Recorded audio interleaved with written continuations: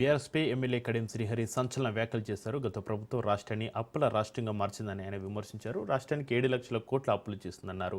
ప్రతి నెల వడ్డీ చెల్లించడానికి కూడా బడ్జెట్ సరిపోవడం లేదని అన్నారు. ఎన్ని ఇబ్బందులు ఉన్నా కూడా ఏకకాలంలో రైతు రుణమాఫీ చేసిన ఘనత మా ప్రభుత్వందే అని ఎమ్మెల్యే కడియం శ్రీహరి అన్నారు.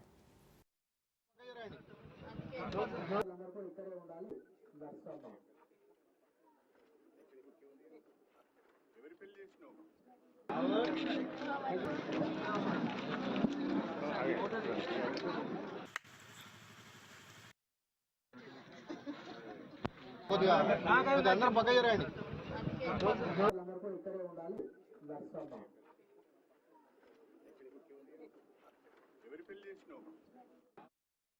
మిత్తి కడుతూ వాయిదాలు చెల్లిస్తూ ఆర్థికపరమైన ఇబ్బందులు ఎదుర్కొంటూ కూడా తెలంగాణ రాష్ట్రంలో ఉన్న పేద ప్రజలందరికీ కూడా న్యాయం చేయాలనే ఆలోచనతో కళ్యాణ లక్ష్మి, షాదీ ముబారక్లకు సంబంధించి ఎల్ఓసీలు, సిఎంఆర్ఎఫ్లకు సంబంధించి తరచుగా నిధులను విడుదల చేస్తూ ఎప్పటికప్పుడు లబ్ధిదారులకు ఆర్థిక సాయం అందించే ప్రయత్నము చేస్తున్నాం.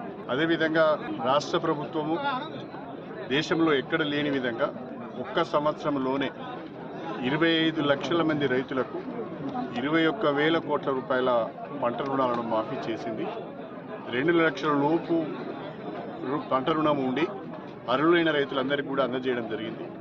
ఏదైనా సాంకేతిక పరమైన కారణాల వల్ల 2 లక్షల రూపాయల పంట రుణము లోపు ఉండి వాళ్ళకు కనుక ఈ రుణమాఫీ కాకపోతే సంబంధిత తహసీల్దార్ గారికి కానీ నాకు కానీ ఆ వివరాలు అందజేయవలసిందిగా నేను ప్రత్యేకంగా కోరుతున్నాను.